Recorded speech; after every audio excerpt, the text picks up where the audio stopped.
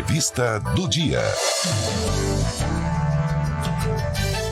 E abrimos podemos dizer, a semana de um tema muito especial, né, Giovana Simioli? Com certeza. Amanhã, dia 19 de outubro, é marcado pelo Dia Mundial de Combate ao Câncer de Mama, que é lembrado durante todo o mês de outubro aí pela campanha Outubro Rosa, né?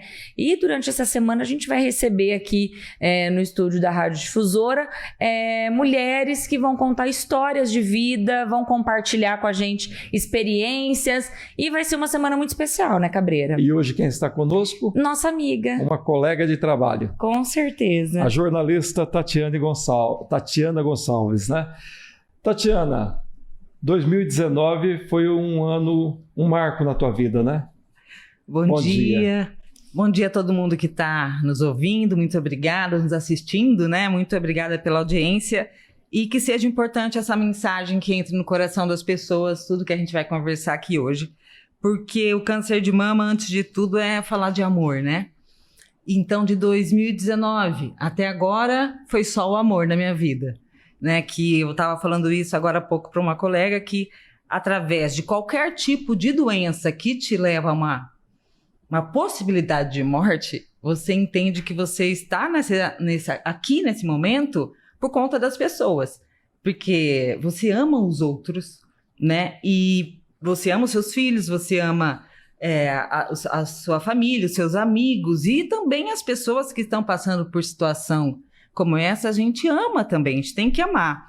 Então, desde que eu tive, né, a Ágata nasceu, já está com 3 anos. Eu gostaria até de observar aqui, quando eu disse um marco na sua vida, porque 2019 foi um marco, foi um ano, assim, vamos dizer, onde você viveu emoções de diferentes formas, né?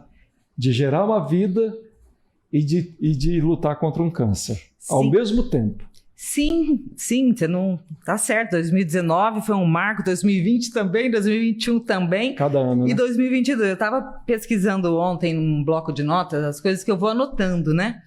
E muita coisa que eu nem lembrava que aconteceu comigo estava anotado lá. Eu falei, gente, olha só. Teve até uma situação em que eu queria desistir, que eu escrevi. Mas uma só em 4 anos. Então, assim, a gente é ser humano, né? Eu achava que estava muito pesado para mim. Mas não é, nada é pesado. Nada vem com peso. Se você não pegar o peso, né? Segue a vida. Segue andando. E as coisas vão como eu tô aqui hoje, né? No diagnóstico de muito médico, da medicina, eu não sobreviveria. E eu tô aqui hoje cheio de saúde, os meus exames estão todos zerados. Exames que diagnosticam a questão do câncer no corpo, em mim não tem. Então, assim, é um processo? Mas chegamos nele, a gente passa. E, na verdade, a gente está falando de Outubro Rosa, é muito bom, né, lembrar do Outubro Rosa, as pessoas falarem do Outubro Rosa, mas é o ano todo rosa, né?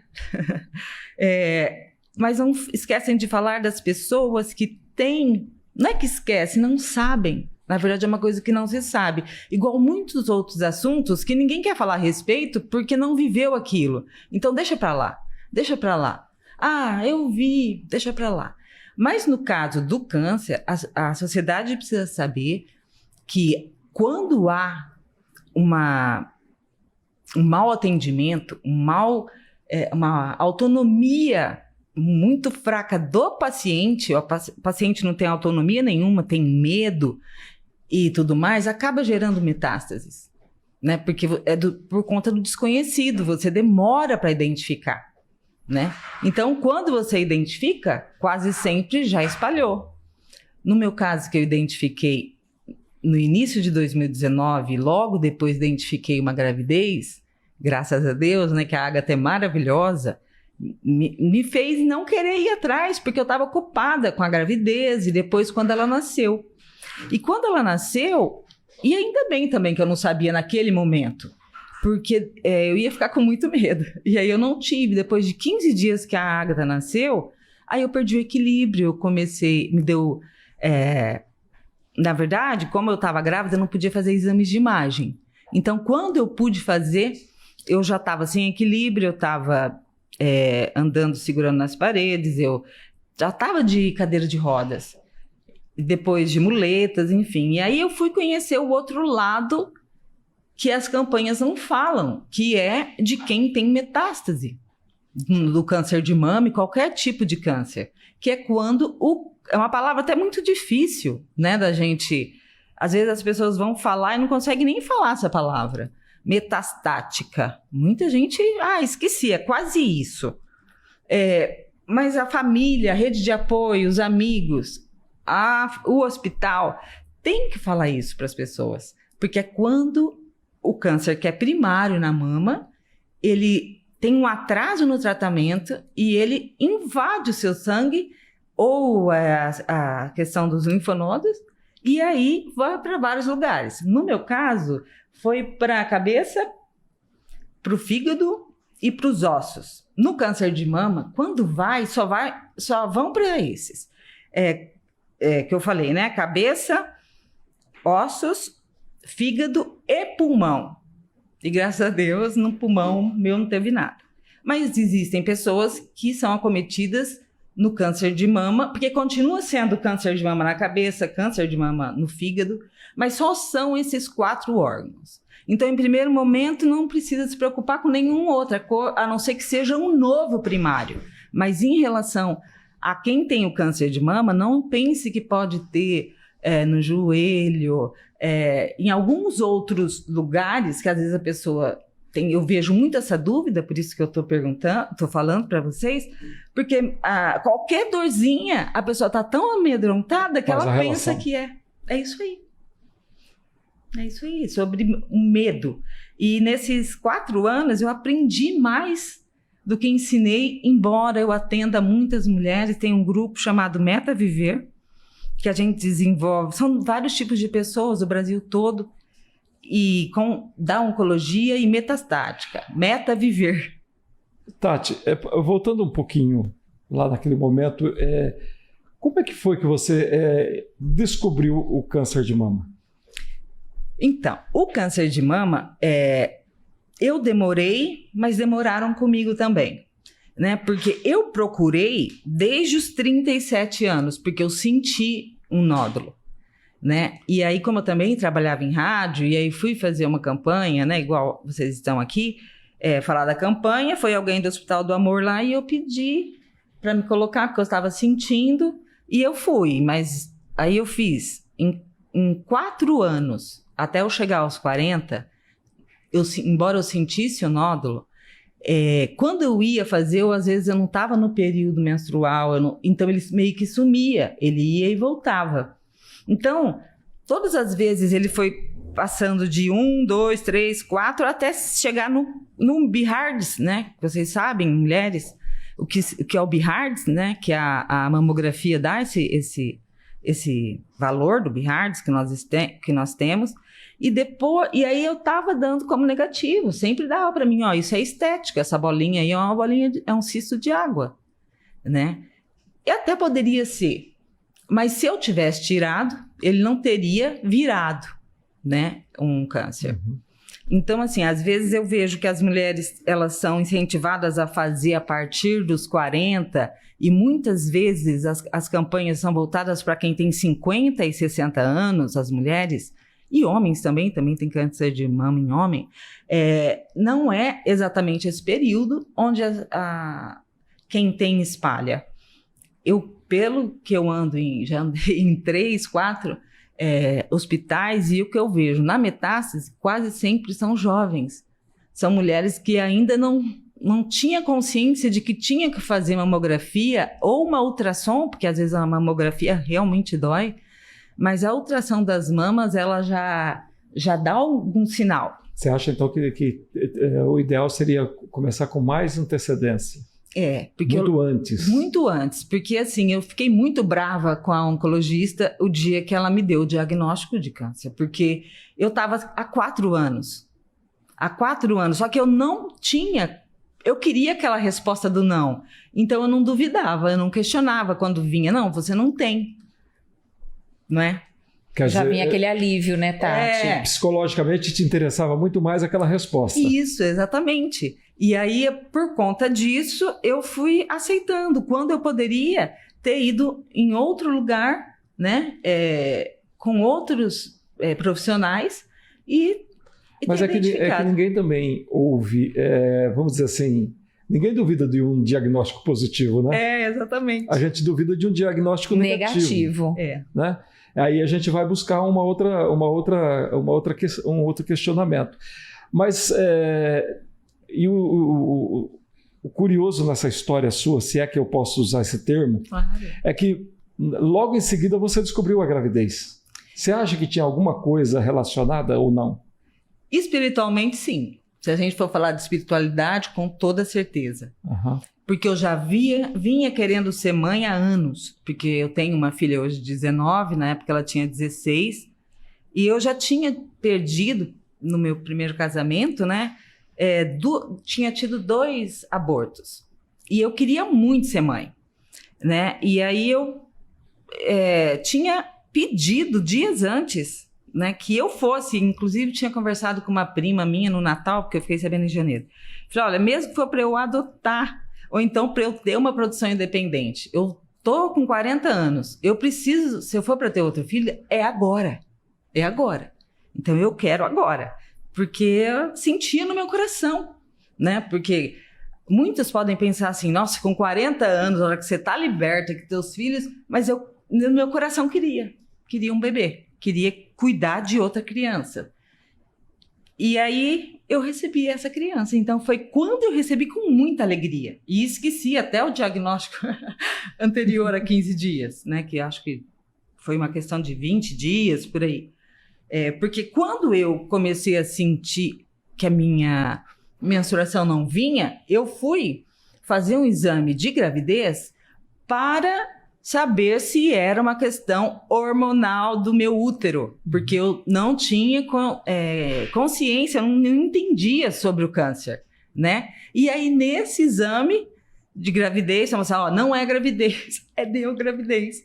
E eu já estava, tipo, o bebê já tinha 1 mês e pouco, e foi crescendo, e foi indo, e aquilo me trouxe muita paz no meu espírito.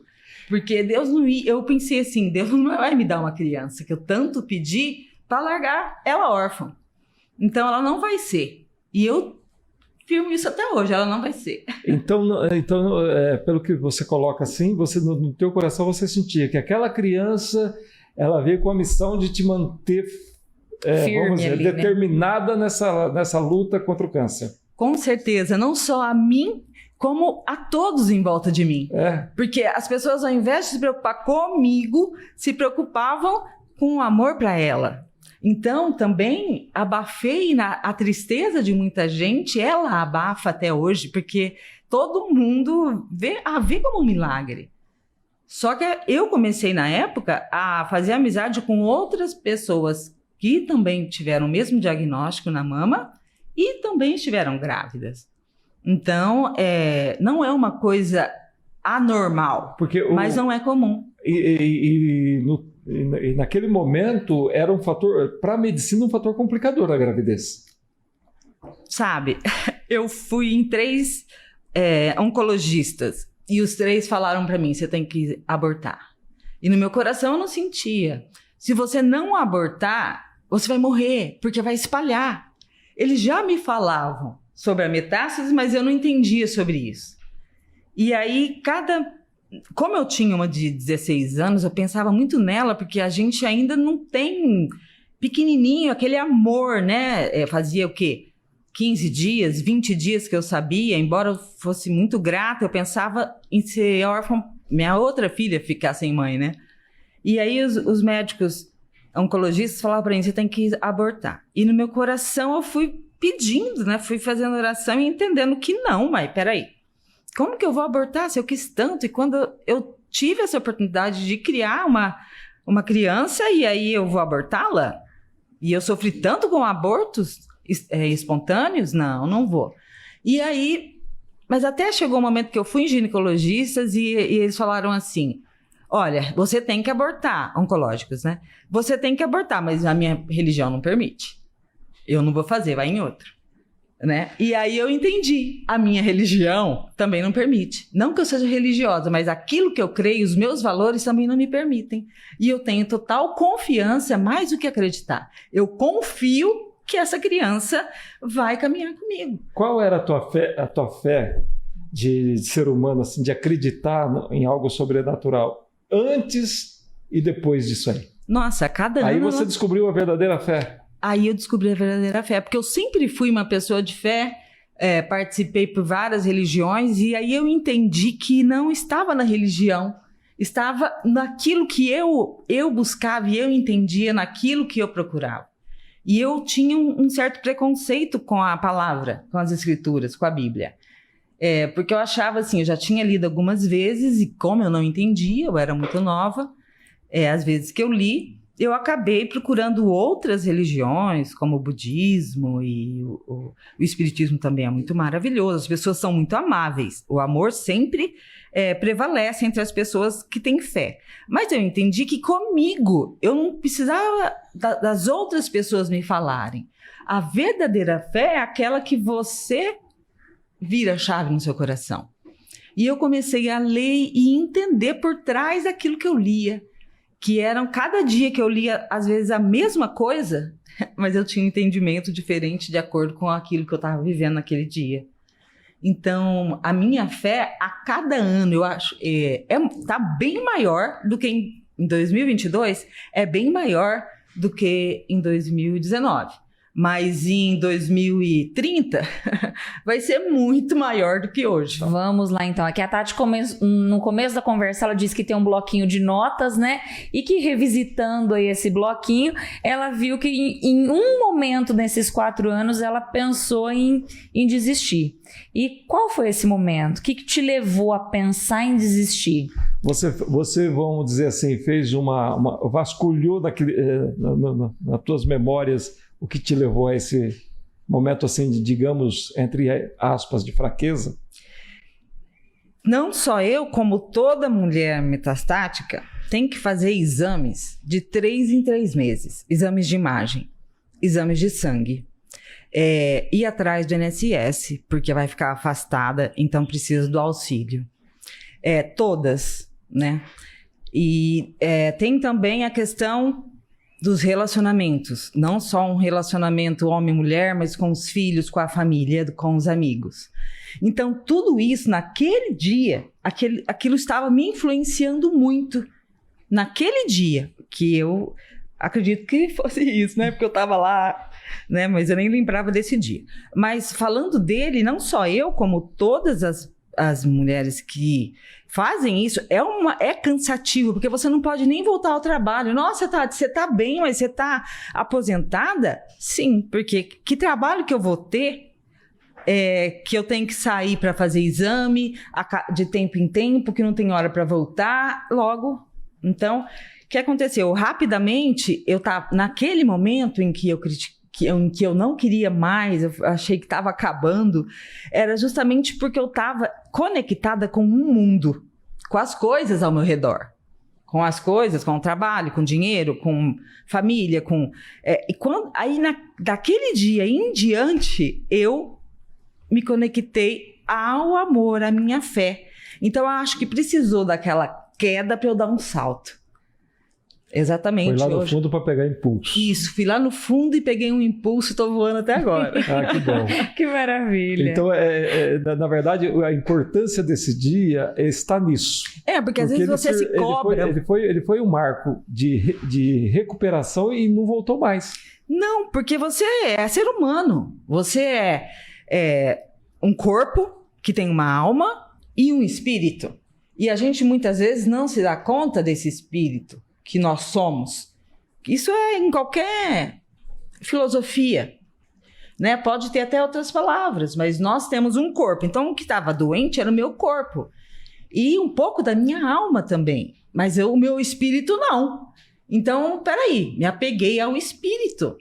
Ao espírito, porque, na verdade, o que adoece é você deixar com que a sua alma adoeça o seu corpo. E quando você tem um domínio disso, né, dentro daquilo que você nem consegue falar sobre isso, porque espiritual é muito maior, né, você vai sendo conduzida na sua alma a curar o seu corpo. E exatamente é essa cura do meu corpo que eu entendi.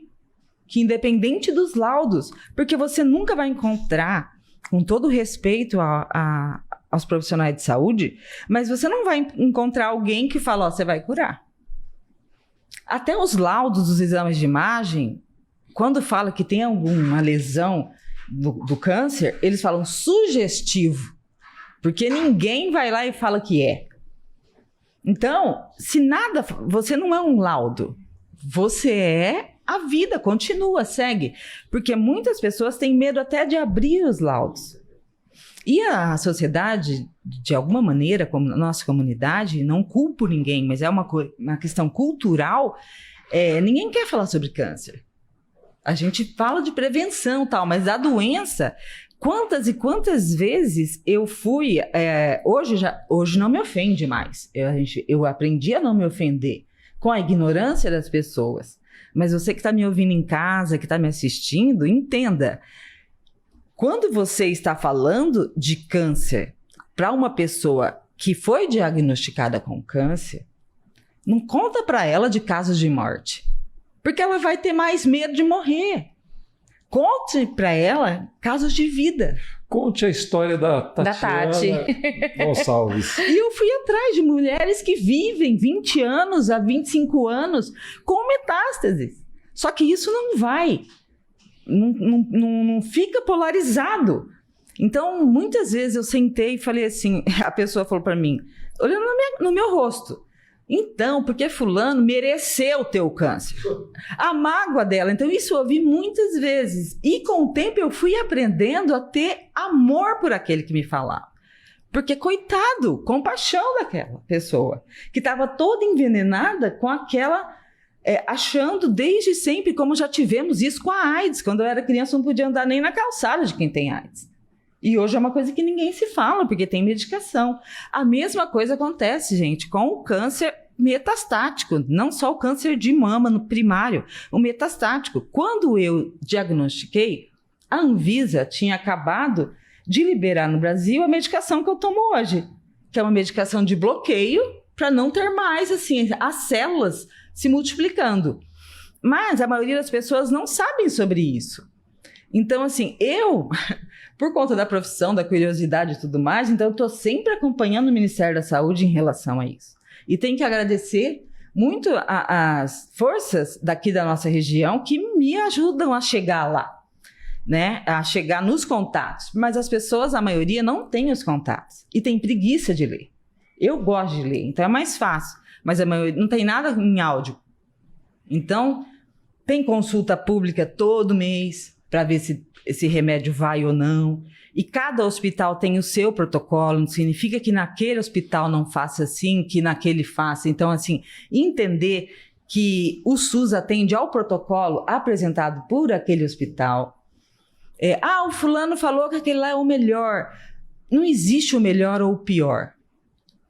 Depende muito do prognóstico de cada um, né? Cada um. E antigamente, olha, gente, só a partir do ano 2000 as pessoas começaram a diferenciar os tipos de câncer de mama. Até então, as pessoas não diferenciavam, né? Vamos falar exatamente do da mama, né?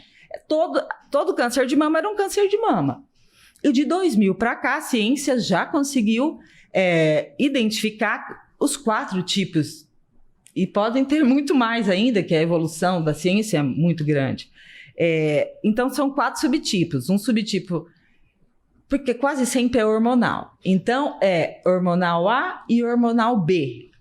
Luminal A, na verdade, e luminal B. Mas para que vocês entendam, quando o hormônio feminino, que é o estrogênio e a progesterona, ela está em demasiado nas células que têm possibilidade de sofrer um acidente genético. É um acidente, né? E aí aquelas desenvolver esse tipo hormonal, A ou B. Tem o HER2 positivo, que é no meu caso, né? E de muitas outras mulheres. e que até os anos 70, por aí, não tinha cura mesmo, era o pior de todos. Então foi tendo uma cultura de que é o pior de todos, né? Então se você der uma gugada aí, você fala, nossa, é o pior. Mas aí eu fui entendendo que não, porque é o que tem mais medicação. É o que mais, por ser identificado pela ciência, tem até filme a respeito, que era o mais difícil de obter uma cura, uma sobrevida, porque em qualquer doença, quando você é crônico, você tem uma sobrevida, né? Depois dela. E aí tem medicação desde os anos 70, sabe? Acho que foi em 78, 80. E hoje nos hospitais públicos todo tem. Quando eu comecei, não tinha no SUS muita medicação que hoje tem para quem é HER2 positivo. Então, se você, por acaso, tem o HER2 positivo em casa, na sua família, o que você conhece, não se apavore, porque tem medicação que tem resposta muito rápida. E, graças a Deus, comigo sempre respondeu bem. E aí, depois, também tem quimioterapia oral, em comprimido, que você toma em casa, não é só na veia, né? E quimioterapia, não é porque é química. É quimioterápico. Não significa que é uma coisa ruim, né? Você pode fazer uma quimioterapia com outro tipo de medicação, com outro tipo de doença. Mas a cultura que a gente tem, que a quimioterapia é só de quem tem o paciente do câncer, né? Mas então tá, dentro dos próprios hospitais tem essa cultura. Então, assim, o que eu tomo não é quimioterapia. É um medicamento bloqueador do CA, do câncer. Mas é na veia. Então tá escrito lá na minha carteirinha, quimioterapia dia tal, dia tal, dia tal. E aí a família que não entende sobre isso vai achando que é quimioterapia. Então o paciente tem que entender a respeito do que está acontecendo para poder aliviar as outras pessoas que estão em volta, né? E aí eu entendo que é uma medicação, é que ali está mais no hábito da enfermeira, da enfermagem, de estar escrevendo químio, porque vai escrever, esse é medicação, esse é isso. Não são eles, é você. É você ter uma autonomia e liberdade de conversar com seus médicos. Ô, Tati, você falou aí de todas as de conversas, de pessoas com quem você conversou durante esse período de luta, né? Mas e como é que é, por exemplo, você ter que você no seu íntimo e também as pessoas ao redor, que você tinha que mantê-las firmes e fortes. Como é que é esse processo? Ou seja, você sentia que não podia fraquejar porque senão eles também desistiriam? A sua força estimulou eles? Qual foi o processo aí? Cabreira, teve um tempo, porque eu fiz 2 vezes radioterapia na cabeça e nas costas. Então isso assusta. Só que ninguém me avisou que isso a pessoa fica muito irritada quando faz esse tratamento, né? Então eu fiquei muito irritada quando fazia. Irritada, e eu não entendia, eu não queria estar daquele jeito, né? E a minha família foi entendendo, os meus amigos, a minha rede de apoio foi entendendo isso, porque depois depois que passou, eu li, né? Mas eu devia ter sido informada lá, onde eu fui atendido. Olha, família, olha quem tá comigo, né? Olha, esse tratamento, a pessoa dá um pouco de irritabilidade por conta da radiação, né? E aí, então o pessoal teve muita paciência comigo, porque viu que passava, né? E muitas vezes também eu evitei falar muita coisa, porque as pessoas não entendem. Eu sempre agradeci por ser comigo, porque isso tudo que eu tô falando aqui, para muitas pessoas não vai servir de nada, e para muitos vai servir muito. Então, nós somos muito diferentes. Então, assim, eu estou sempre, através das minhas atitudes, incentivando pessoas, porque às vezes as pessoas não querem ouvir nada. Mas olha lá ela, como ela tá, não precisa nem falar nada, não é? É sobre o seu exemplo de vida, né? Não exemplos de Ai, tá doendo. Não, isso as pessoas não precisam saber. Você me lembrou de um caso recente agora. Então, quando você faz radioterapia na cabeça, a primeira vez eu fiz com uma máscara e a segunda vez também fiz com máscara. E o médico falou assim pra mim, voltou, porque eu tive 7. Né? Uma vez eu tive 4, depois voltaram 3. E aí eu falei assim, ele perguntou, qual que você quer? O neuro, lá em Barretos. Eu falei assim, qual que é o mais forte? Eu quero mais forte, para acabar com isso de vez, porque é a segunda vez que eu tô fazendo e isso não me pertence. Ele falou, então, porque você pode perder isso, perder a memória, você pode perder a dicção, você pode perder. Eu falei, mas eu não vou perder nada. Pode fazer, eu só vou perder o cabelo. Né? E aí eu fiquei carequinha e não perdi nada, não perdi. Mas com o tempo eu fui tendo dificuldade na audição, né? Aí eu procurei um otorrino, eu fui tendo dificuldade na constipação, aí eu procurei um proctologista. Então, assim, conforme eu fui tendo dificuldades, eu fui procurando especialistas. Eu não fui só atrás do oncologista, porque o oncologista sabe cuidar da doença, dessa doença. As outras são especialistas. Então, eu fui muito pouco tempo. Aí eu não perdi memória, né? A idade faz a gente perder um pouco de memória. Criar para quem deve, é verdade. E criar uma criança também, gente, eu não sou nada diferente das outras mães, né? Não é porque eu tenho esse diagnóstico que não acontecem as coisas comigo. Lógico que acontece, porque a criança é uma criança, né? E ela não precisa saber que a mamãe dela tem isso. Né? Ela só entende que, filha, não pode subir em cima de mim, não pode puxar isso, não pode aquilo, mas ela nem sabe porque com o tempo ela vai. Tati, por que você nunca escreveu um livro? Eu tô escrevendo no meu bloquinho de notas, mas eu acho que elas ainda não estão prontas para ler.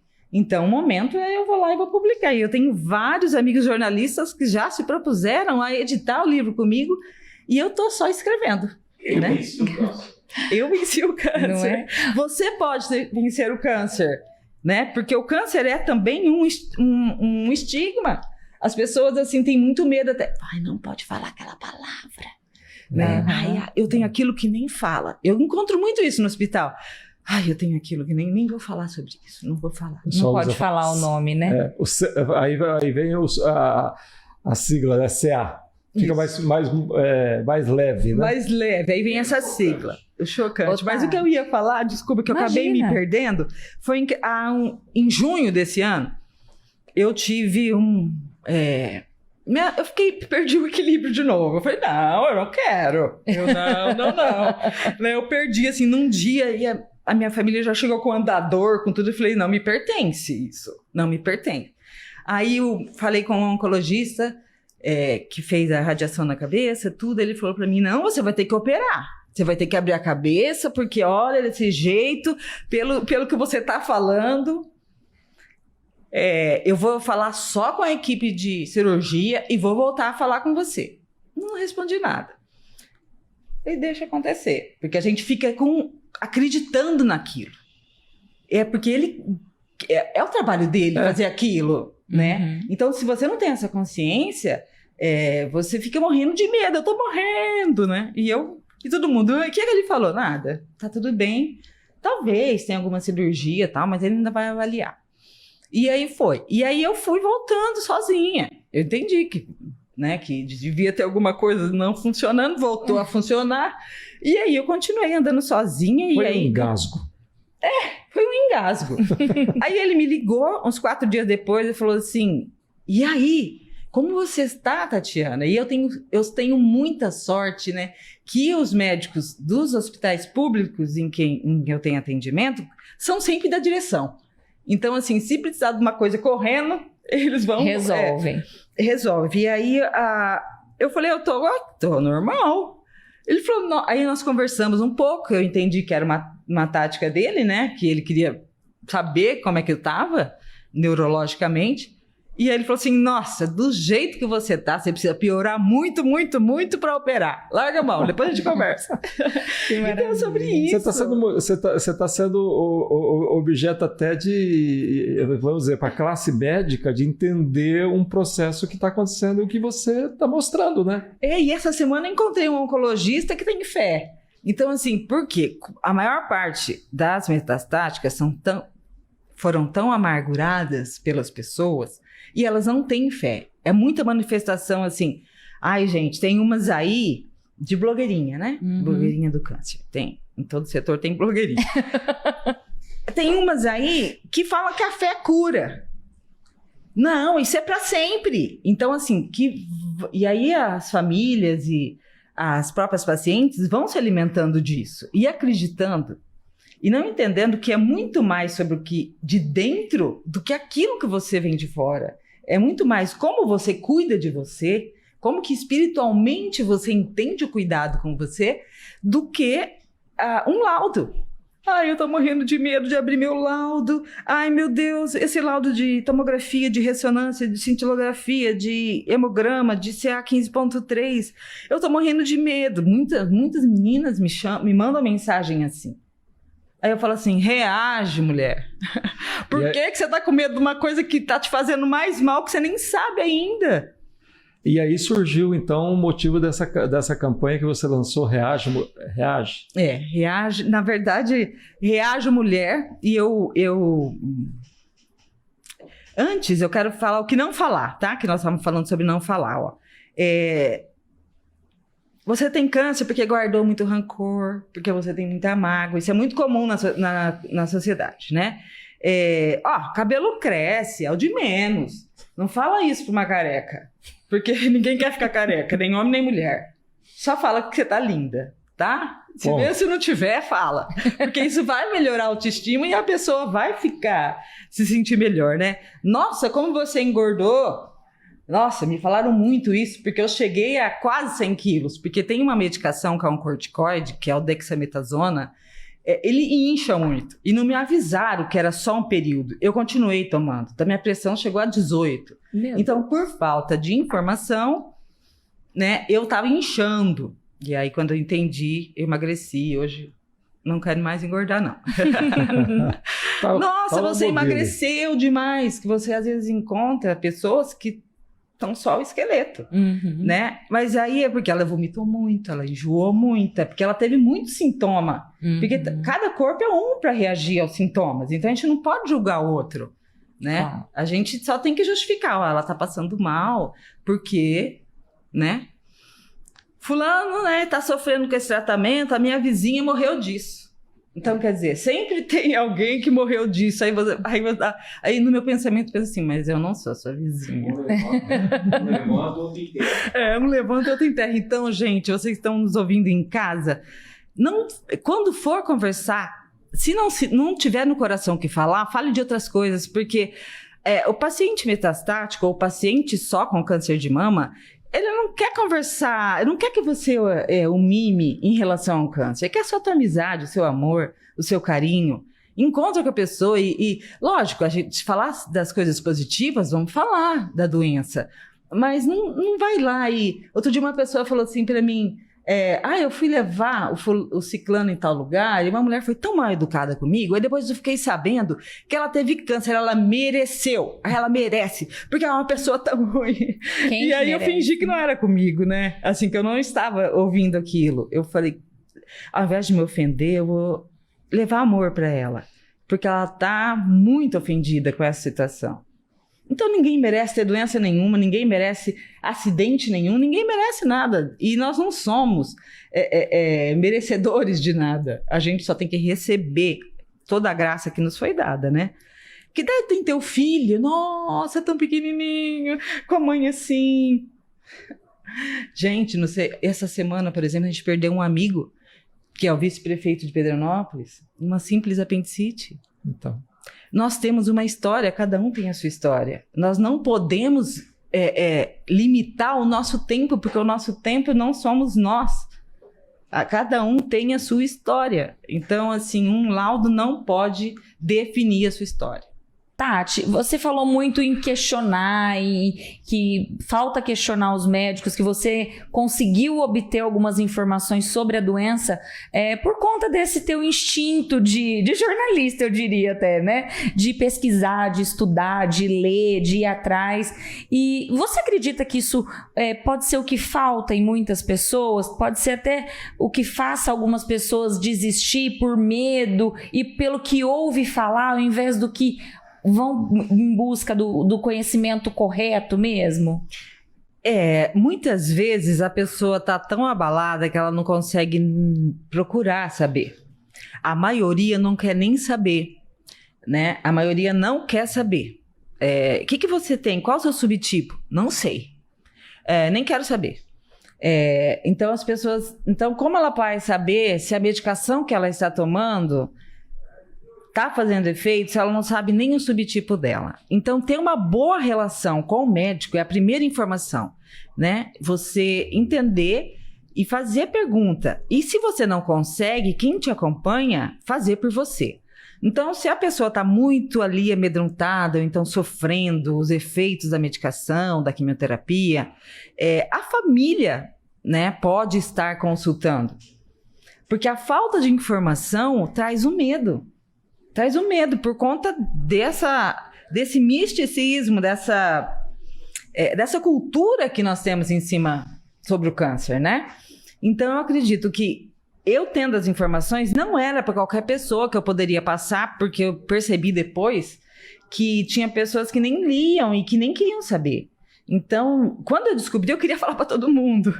Aí depois eu entendi que a gente tem que medir. Tem pessoas, Giovana, que não querem saber.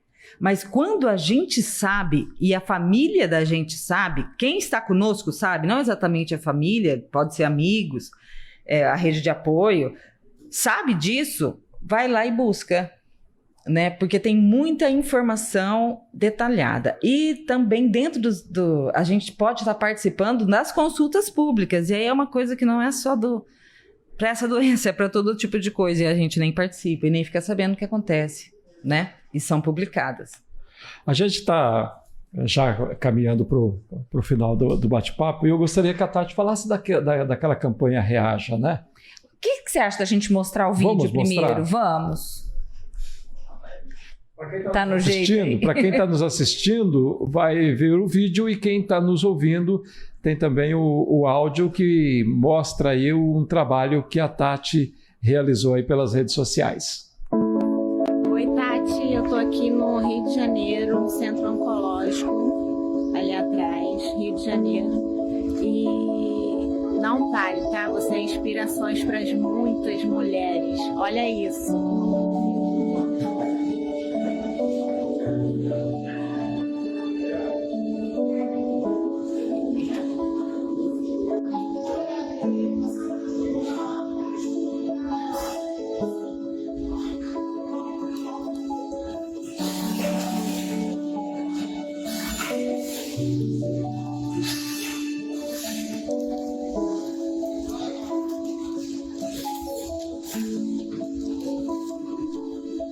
Explica aí, Tati, quem não está assistindo, às vezes não está entendendo, e eu gostaria que você explicasse. Então, é um rolinho, um papel enrolado. E o que tem nesse? Isso foi dela. Eu só fiz o digital. Nunca tinha conversado com essa moça. Nunca. Então, assim, me emociona toda vez que eu assisto, porque realmente me surpreendeu. Um dia eu acordei com essa vontade e fiz, né? A gente tem a arte. Coloca aí na tela, Arthur. Aí, ó. Aí. Ou foi a outra? Foi a outra. Não, pode ser essa agora. Pode ser essa? Você que está em casa, eu vou ler para você. Reage, mulher. Você é o que diz ser. Se você fala de fé, você tem fé. Se você fala de medo, tem medo. Se confia em milagres, você promove milagres. Não somos um laudo. Somos filhas amadas. Confia no Pai. Declare a palavra que cura, não só a palavra de morte. Pois é. Essa aí é uma mensagem muito forte, hein? Que a nossa boca fala o que está dentro do nosso coração. A gente fala do que a gente acredita, do que a gente confia. E a outra mensagem foi assim, eu comecei a ver muita coisa sobre Outubro Rosa, e eu falei, e as metastáticas, que é que nós estamos falando aqui, né? Então aí eu criei, e tudo isso eu coloquei nas minhas redes, né? Tanto no Facebook como no Instagram, e num grupo no Telegram. Então, é Outubro Rosa para metastáticas, um lembrete. A cura é sobre laudo. A cura não é sobre laudo, é sobre fé. O tratamento que é paliativo, e não você. Ouse se ativar nessa verdade. Segue vivendo com fé, mesmo que as outras pessoas não, mesmo que os outros que estão perto de você não.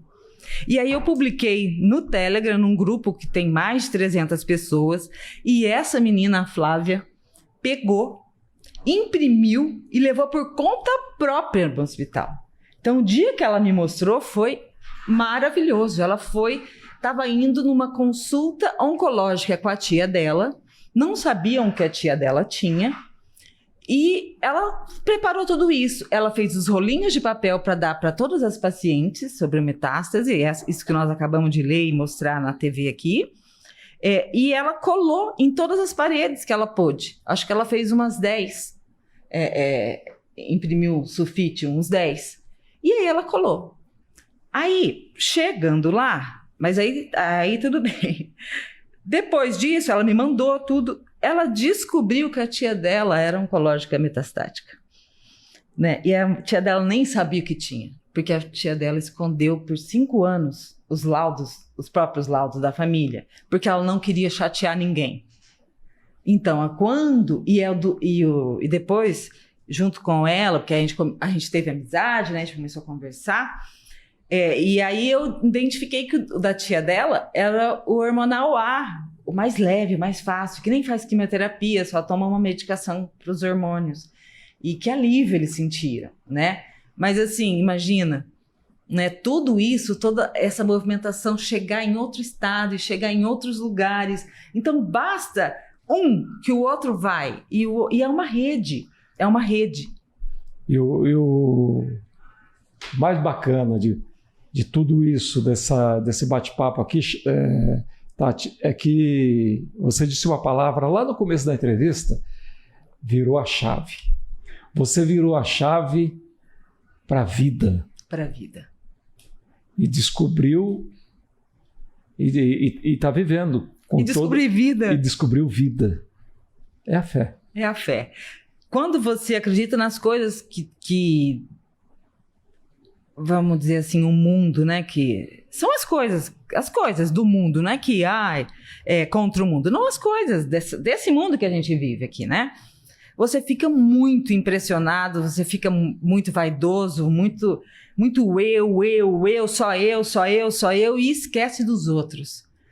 Quando você entende, quando você vira a chave, você entende que não é sobre você, é sobre o amor que você tem pelos outros. E esses outros não precisam ser exatamente os outros que estão próximos.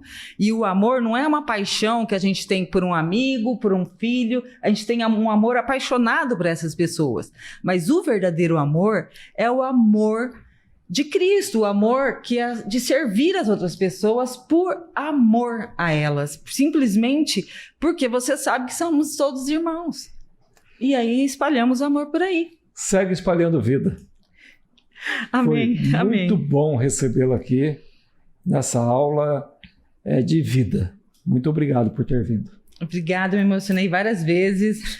Senti a emoção de vocês várias vezes e é isso. Nós temos que emocionar positivamente as pessoas e não negativamente. Então, que o meu exemplo de vida traga cada vez mais vida para vocês. Muito obrigada pela oportunidade de poder falar sobre isso. Nós conversamos com a jornalista Tatiana Gonçalves sobre vida, puramente sobre vida. E aí eu termino esse bate-papo lembrando uma frase do Mestre Jesus, que ele disse: vós sois deuses e não sabeis. Está dentro de cada um. Dentro de cada um. Voltamos já depois do intervalo. No ar.